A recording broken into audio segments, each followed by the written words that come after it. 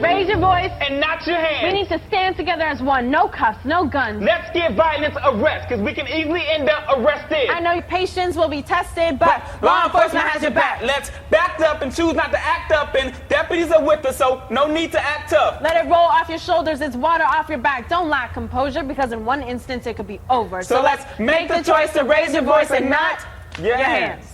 I'm Sheriff Scott Israel, and law enforcement does have your back. Boston Red here with Friday Jobber on the 12th day of July 2013. The state of Florida ended its final argument today, or actually on Thursday, and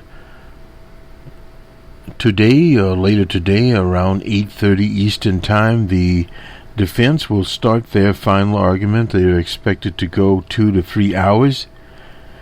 And then there will be a rebuttal by the state of Florida. And once that has been completed, Mr. Guy, I believe, will be doing that for the state of Florida. You had Benny Del Rio leading the state's case. Mixed reviews that he received. Some of the talking heads, so to speak, felt that he did not come clearly out with the evidence, that he painted more I guess you'd say, a cloudy picture. The idea in these types of criminal cases is defense lawyers want to create reasonable doubt. The famous maxim of the late Johnny Cochran, if the glove didn't fit, you must acquit. Well, if the evidence doesn't fit, you must acquit.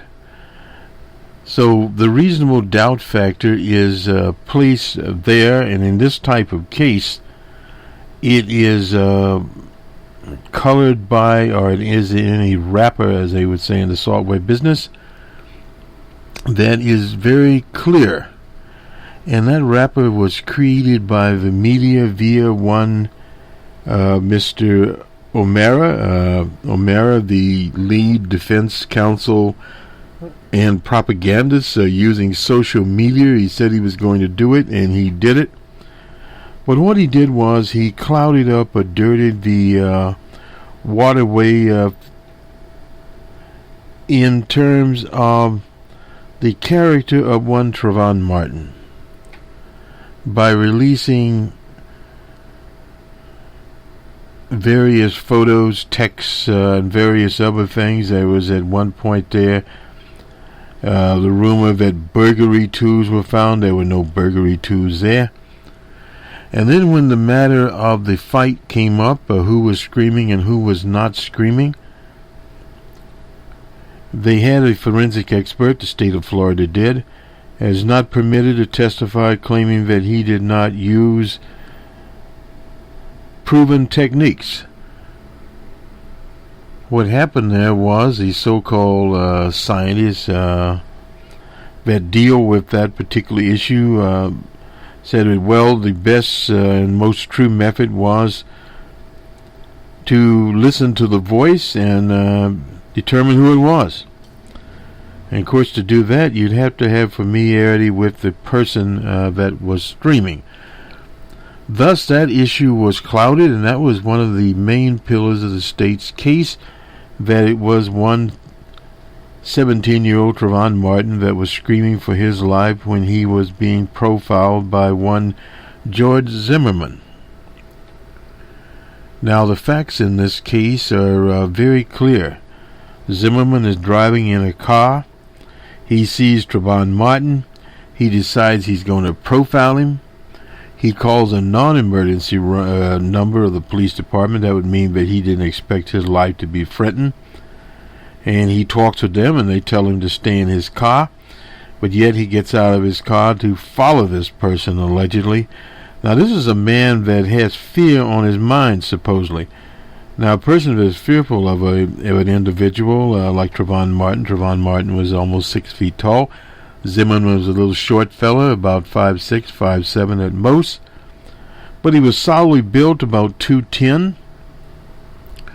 and he'd had instruction in various fighting methods, which basically meant that he could have got a quote-unquote lucky punch in on Trayvon Martin, pulled Trayvon Martin down, pushed him down, got out of the way, caused Trayvon Martin to fall down, and once he fell down, his weapon was sort of behind his back. He could have easily pulled it, and with Trayvon Martin going down, got a, as they say, a direct heart wound. There's no doubt about that. But where it doesn't pan out is he claimed that he pulled the hands to the side, searched Trayvon Martin. The man evidently was under some sort of hallucination that he was a police officer. Police officers are trained to search victims and many times handcuff victims that are dead. Makes obviously no sense at all. But if this were done, Trayvon Martin's hands would have been out to his side. And then they bring this old quack in there that retired from San Antonio, de Mayo, to say that, well, perhaps anywhere from 1 to 10 seconds, the time keeps going up there. But Trayvon Martin could have had an involuntary move even if his heart were missing from his body. And he would have been able to reach out and tuck his hands beneath him. Well, obviously, if Trayvon Martin had any kind of life left in him at all, his hands would have been flaring. He would have not tucked his hands beneath his body. It just does not make sense. And of course, Zimmerman said that Trayvon told him, "You got me."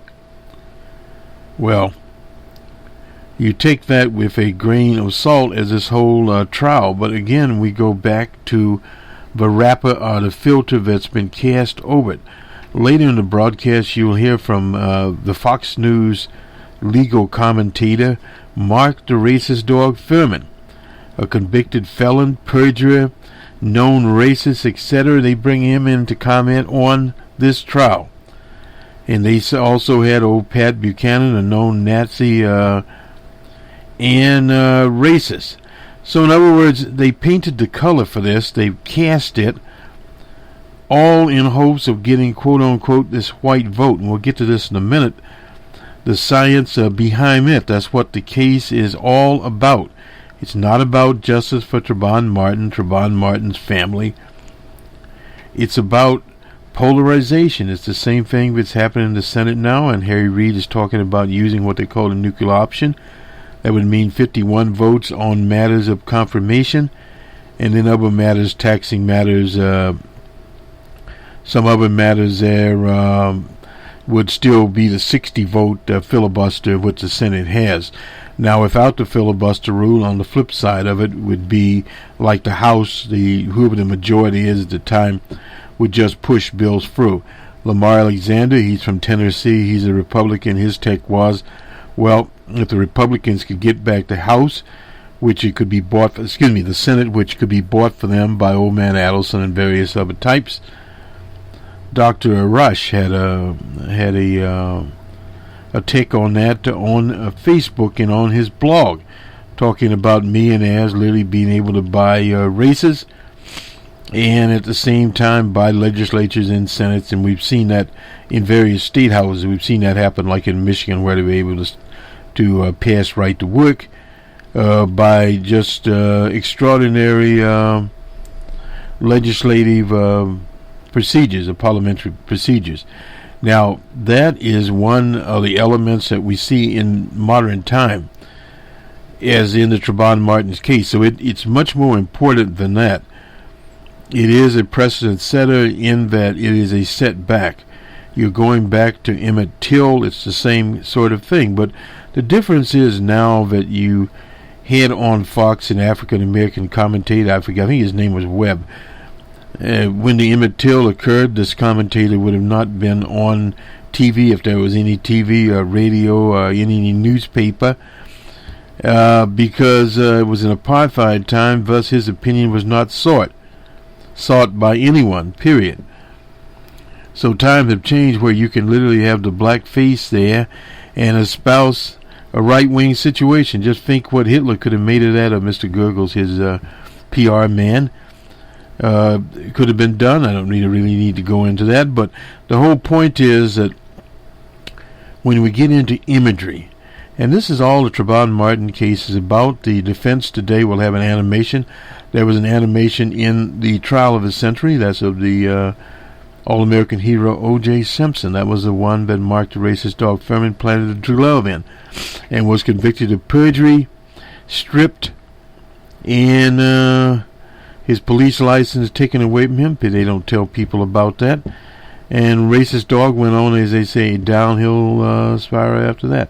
There was a company now defunct called Silicon Graphics. They came up with this great animation, they called it.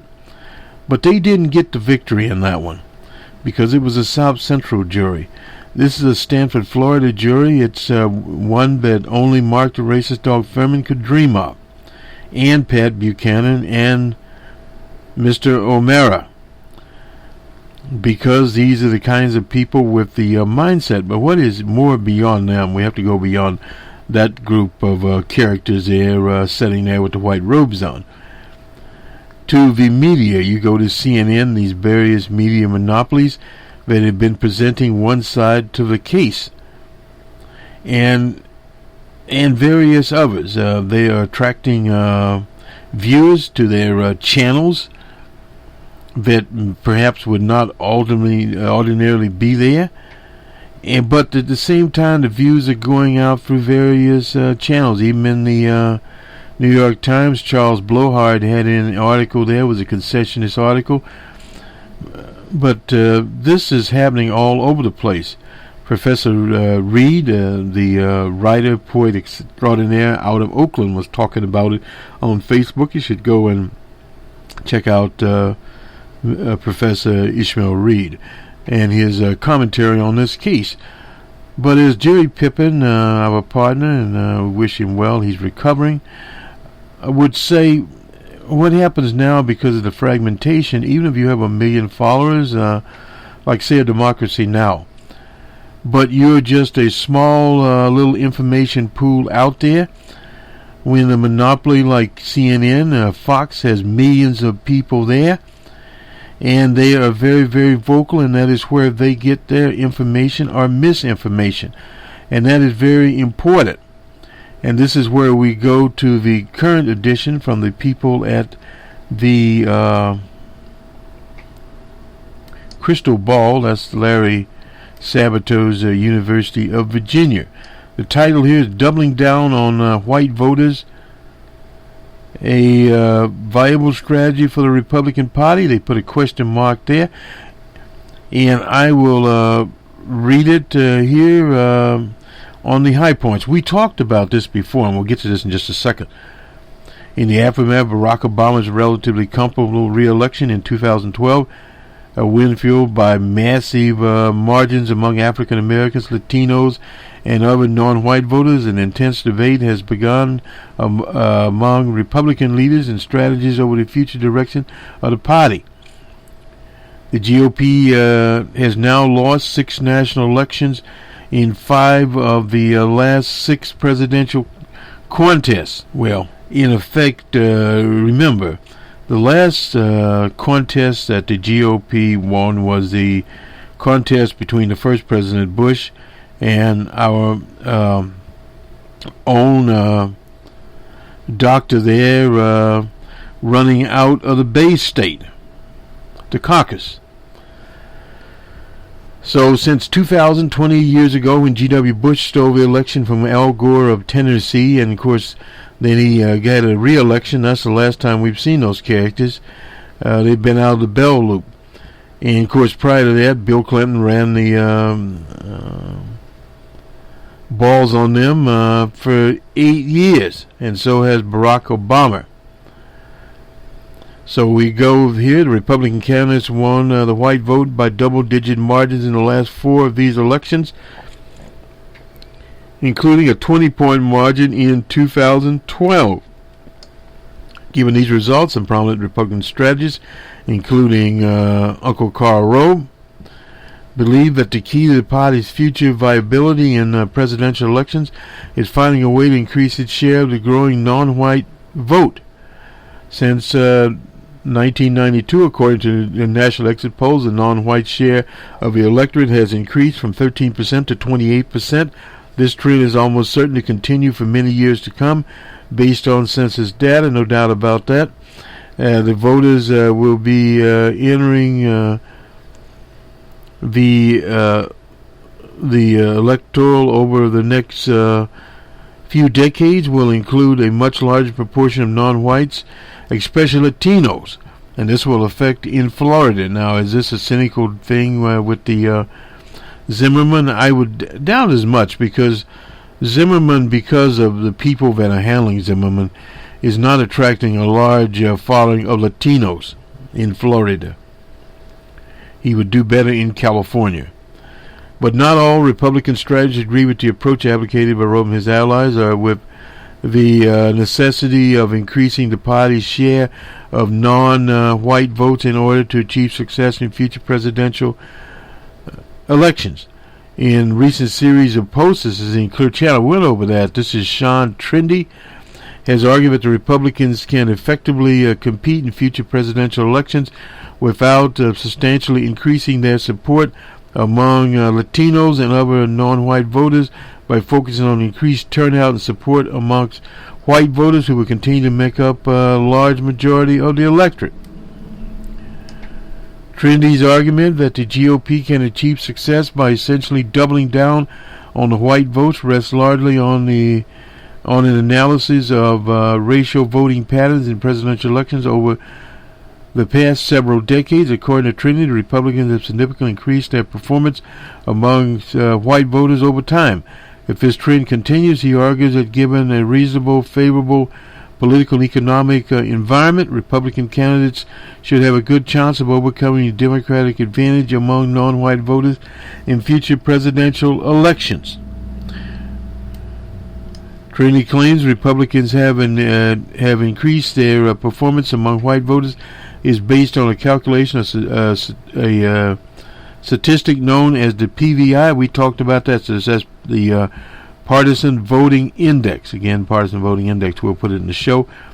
For white voters, essentially this statistic is used to compare the political preference of a given group to the electorate as a whole. The PVI for white voters compares the Democratic share of white votes with the Democratic share of votes in the overall electorate. For our purposes, however, we've calculated the PVI based on the Democratic vote margins among white voters compared with Democratic vote margins in the overall electorate in order to reduce the impact of votes for third parties and independent candidates. Over time, as the data in Figure 1 shows, the PVI for white voters has become increasingly negative, with an especially dynamic decline since 1992. There's no question that in comparison with overall electorate, white voters have become more Republican over time, no doubt about that. But the interpretation of this result is not as straightforward as Trendy suggests. That is because the PVI for white voters reflects both Democratic margins among white voters and the size of the non-white electorate. In fact, the main reason that the gap between the Democratic margins in overall electorate and the Democratic margins among white voters has increased over time, not because whites have become more Republican, but because non-whites who are overwhelmingly Democrats now make up a larger share of the overall electorate. As one example, the PVI of white voters in 2012 at negative 24 was far more negative than it was in 1988, negative 13, yet Democratic margins among whites and non-whites were essentially the same in each election. The real change, non-whites were just 15% of the vote in 1988 compared to 28% this time around. Correctional analysis underscores this point. For 16 presidential elections between 1952 and 2012, the correlation between the PVI for white voters and the Democratic margins among white voters is 0.43, while the correlation between the PVI for white voters and non-white share of the overall electorate is a negative 0.92, looks like there. Keep my glasses out. We've estimated the relative contribution of Democratic margins amongst white voters and the size of the non-white electorate to the PBI for white voters by performing again the old regression analysis with the PBI for white voters as the dependent variable and the Democratic margins amongst white voters and non-white voters' share of the electorate as an independent variable. The results of this regression analysis are displayed in Table 1, Democratic margins among white voters itself, but the size of the non-white electorate. And we won't go into the model here exactly, but the source of this is based on the Gallup and national exit polls, 1976 to 2012. Non-white shares elected based on data from American National Election Studies surveys, 1952-1972, and election exit polls from 76 to 2012. When we directly examine the data on the Democratic margins amongst white voters over time, there's little evidence of any Republican trend.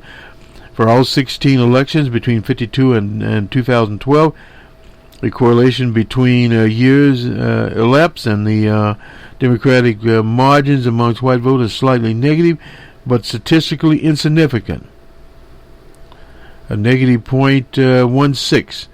In the 10 presidential elections, 76 to 2012, the correlation is slightly positive and statistically significant, 0.2 tenths. Based on these results, it's clear that the trend in the PVI for white voters over time is due almost entirely to the growing impact of non-white vote electoral outcome. Viewing from this perspective, the growing gap between Democratic margins among white voters and the Democratic margins overall should probably be viewed by the Republican strategists not as an encouraging sign, but a source of considerable concern. Well, it is a source of considerable concern. That's why we have the voter ID laws, these Jim Crow laws, and then we have a Jim Crow Emmett Till type case in Sanford, Florida. That is where the statistics meet the road. By 2016, non-white should make up around 30% of the overall electorate, and the Democratic candidate would be able to win the national popular vote while losing the white vote by 24 points. Well, also an issue too, this white vote is declining because of demographics. Data on Democrat margins among non-white voters was taken from the Gallup poll, which provides estimates for non-whites as a group for all presidential elections since '52. These estimates appear to be very accurate. Taken together, the estimate net Democratic margin among white voters and the estimated net Democratic margin among non-white voters expand 99% of the variance in actual election margins. And we won't get so much these figures. We'll go to the conclusion. Our findings indicate the growing size of the non-white electorate constitutes a major challenge to the Republican Party in the future. This does not mean the Republican candidate could not win the presidency in 2016 or later, given a sufficient favorable political and economic environment. It certainly would be possible for a Republican presidential candidate to win the White House despite a growing non-white electorate. But this would require winning a much larger share of the white vote than any Republican candidate since Ronald Reagan. Reagan accomplished this feat in an era when the electorate was much less polarized and political loyalties were much weaker than they are today. Moreover, our results demonstrate that unless Republicans improve their performance among Latinos, African Americans, and other non-whites, the task facing Republicans is almost certain to going to be more and more difficult over time as non-white share of the electorate continue to grow. Doubling down the white vote does not look a very promising approach. Well, they are solidifying their base, and the Republicans, at least my theory is, they're not as worried about the presidential election as keeping control of the House and perhaps taking control of the Senate, and they can run the same program maybe they've been running, ossification and stalling and producing very little what would be interim results. In fact, somebody sent me a fertility, I believe, fertility index of House Republicans, one of the worst years on record. This is from the right-wing Washington Times. The legislative zeal that drove House Republicans in the last Congress has evaporated, and they're headed for one of the least accomplished years on record, according to the latest findings in the Washington Times Legislative Fertility Index. In the Senate, led by Democrats, things are even worse. Senators are on track for their second slowest year, but not much of a change in the chamber. Calculation has become the norm. In 2011 is the worst year on record, with 2012 now the third worst.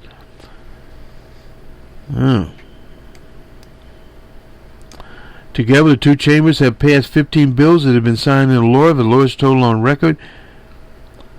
A spokesman for Boehner declined to comment, no doubt about that. Earlier this year, there was reasonable hope. Well, that hope disappeared. House Republicans' rebellion after their votes, warning their leaders not to continue the process of forcing what were chiefly Democratic priorities on the chamber. So this so-called fertility yardstick uses basic yardsticks such as time spent in session, number of pages compiled in the congressional record, number of bills passed, votes taken as proxy for activity. Well, very simplistic, over simplified thing. At this point in 2012, the House had been in session for 452 hours. It had amassed almost 5,000 pages of material on the record and 40 bills into the law. The 6 months in 2011 had been in session 515 hours, and roughly about the same there, and pages in the record, and signed 14 bills. So in other words, basically going downhill every year there. As far as how many bills had been produced, very few, 15 I guess this time around. I don't see the number of hours that they were there, but they basically meet Tuesday through Thursday. Arrive back, start work on Tuesday, and Thursday they are gone. So much for that particular index. See what else we've got here. Our time's running down. So stay tuned for Mark the Racist Dog Thurman. A little bit of the closing arguments in the Trayvon Martin murder case. We'll be here on the week that was. It should go to the jury today, and perhaps a verdict on Saturday. And then the real verdict will go to the streets. There's no doubt about this. They just won't be in Sanford, Florida. It'll be all over America.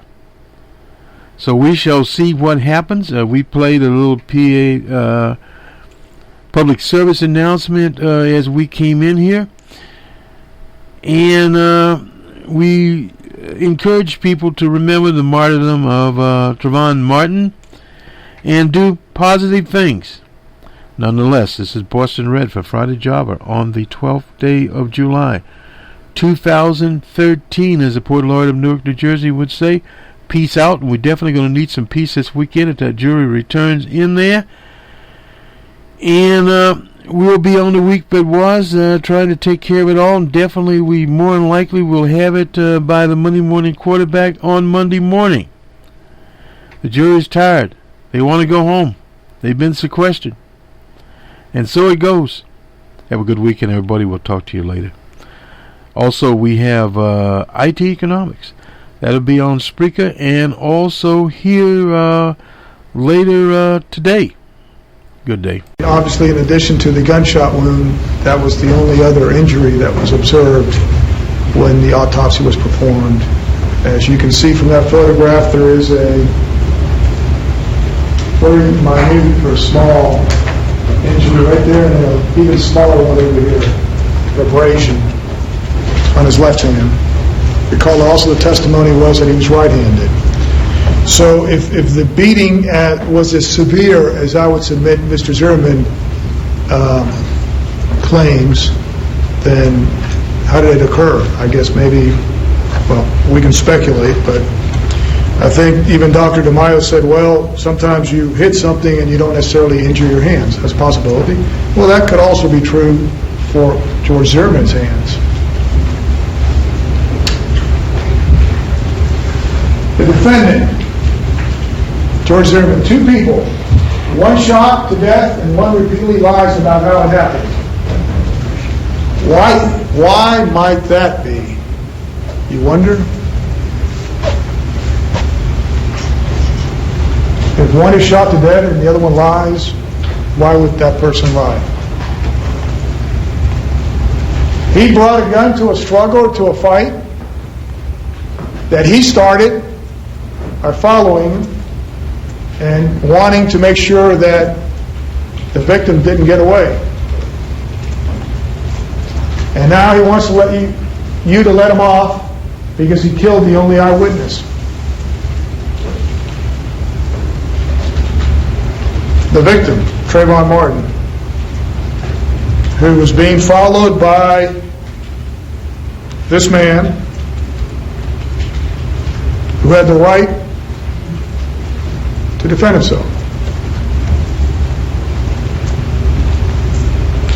Defendant's interview, and you obviously know that he gave various interviews, and I want to just quickly highlight certain parts that I would submit to you are relevant as to establishing why this defendant is lying and why he was caught in numerous lies. And then obviously why it happened. Wendy Dorval, Sergeant Perks, Officer Buchanan, and I'm the coordinator. And there's been a few times where I've seen a suspicious person in the neighborhood. We call the police, the non-emergency line, and these guys always get away. What made them suspicious? Any tape or recordings of vehicles that come in and out of that neighborhood? Last time they were down, the cameras were It has broken. the ability to... Why did I put that thing about the camera there? Because as you recall, one of the ploys or tactics that was used by investigator Serena was to say, hey, maybe the victim had a recorder or maybe somebody videotaped it out there. He, the defendant, knew that didn't happen because he knew about it.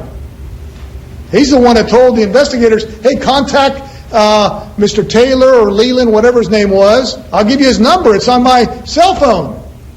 So he knew that there wasn't any videotaping out there of this. It wasn't like, oh, he took a gamble, and he was really defending himself, and so he said, hey, I'll volunteer. Go ahead and videotape it. Or I wish there was. No, he knew there wasn't any. So it wasn't like he was forthcoming with that information as like a truthful person. Caller? Yes, ma'am. Okay. And dispatch asked me where he went. I didn't know the name of the street that I was on. So you'd come off your street and do another street? Yes, ma'am. At some point, okay. Goes in, cuts through the middle of my neighborhood. Okay. I didn't know the name of the street or where he went. So I got out of my car to look for the street sign and to see if I could see where he cut through so that I could tell the police. So after you circled your car, he disappeared again? Yes, ma'am. Okay. 2 key points there. Didn't know the street name. It's only 3 streets, and he'll tell you'll see it actually from his own mouth when he's talking to the investigators out there. He names a street. But no, most importantly also, or just as important, is the fact that he's saying this man, Trayvon Martin, is circling his car. So he's in such dire strait or so fear that he gets out of the car to go follow him. So he's either truthful in saying he's circling the car, or he's lying about it. Either way, it shows that he's not telling the truth. Because if he's really that in fear of, why does he get out of the car? Or is he saying that as another explanation as to why maybe he had to kind of confront him, as to explain that maybe, it was the victim that attacked him. You see, the victim was already showing that he was going to do something because he started circling the car. And that's what a person that's about to commit a crime does. That's what he wanted the police to believe. And find out where he went. And isn't that the truth? Victim really didn't get to choose anything, did he? Or anyone?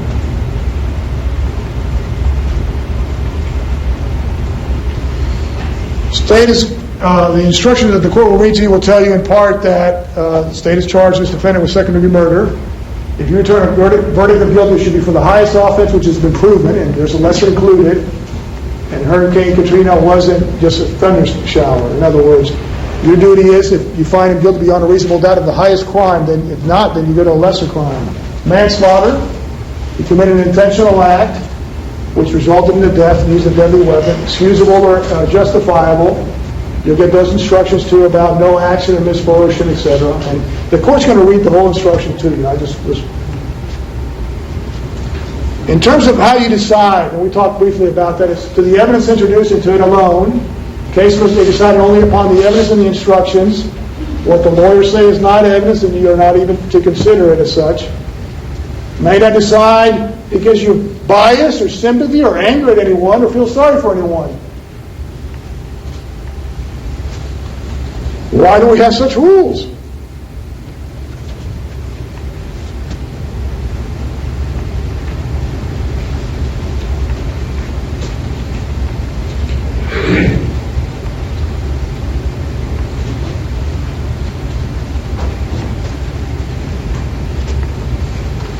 What if? That's not a lack of evidence. Could always be more. That's not reasonable. You will not hear, because a lawyer or Hollywood screenwriter can imagine something more that could be done. You must find the evidence lacking. We don't have a big animation of how it happened. Did anybody see it out there? The defendant told the police this is what happened. There were no eyewitnesses to the actual shooting. Doubt? And again, what's not reasonable? Self-defense.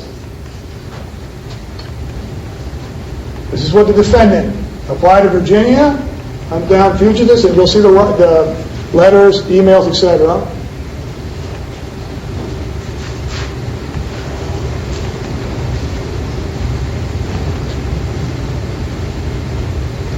Isn't that true?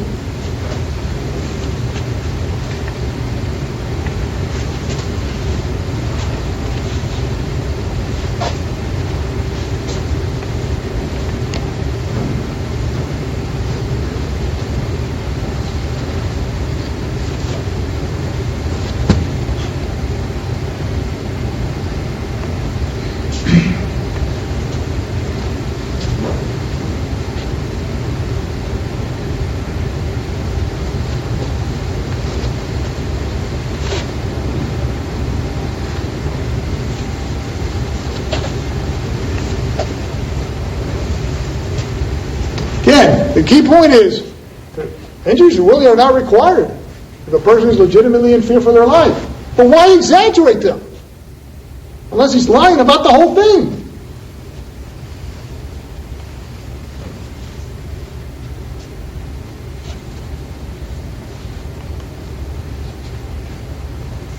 Yeah, no DNA.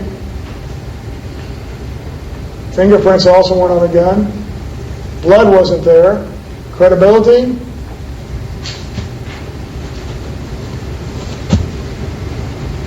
But should you believe the defendant? Think about this. What a coincidence.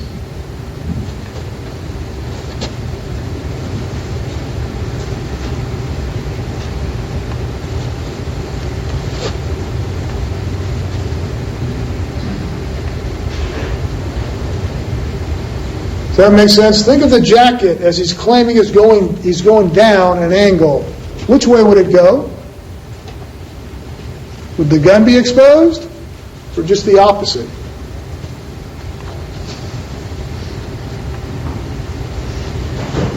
Think about this.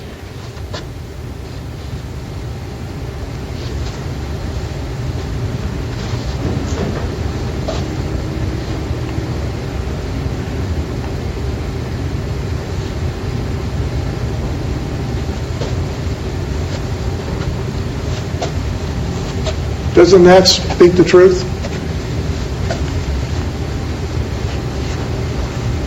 What a coincidence. The shot, all of a sudden the yelling stops.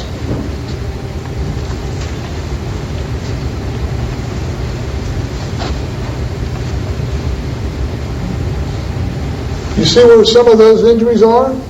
What, did they pick up a sidewalk, or did he turn them upside down? Or is it just by scraping and rolling and fighting out there? They both were.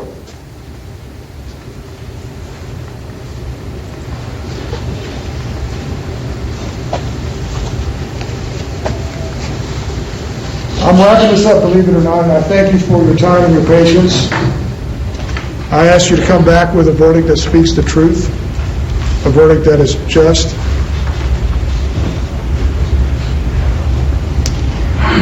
You heard from many people in this case, and I've summarized some of them. There's a lot more, actually, that you heard. We know you paid close attention throughout all these proceedings. Some of the people you heard from were the parents of both the victim and the defendant.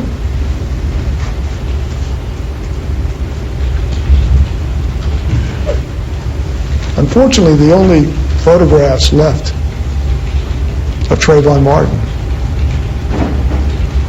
are those ME photographs. I mean, they still got other photographs, and you saw some of them, the football when he was younger days, but they can't take any more photos. And that's true because of the actions of one person. The man before you, the defendant, George Zimmerman. The man who was guilty of second-degree murder. Thank you. Thank you. Ladies and gentlemen, we're going to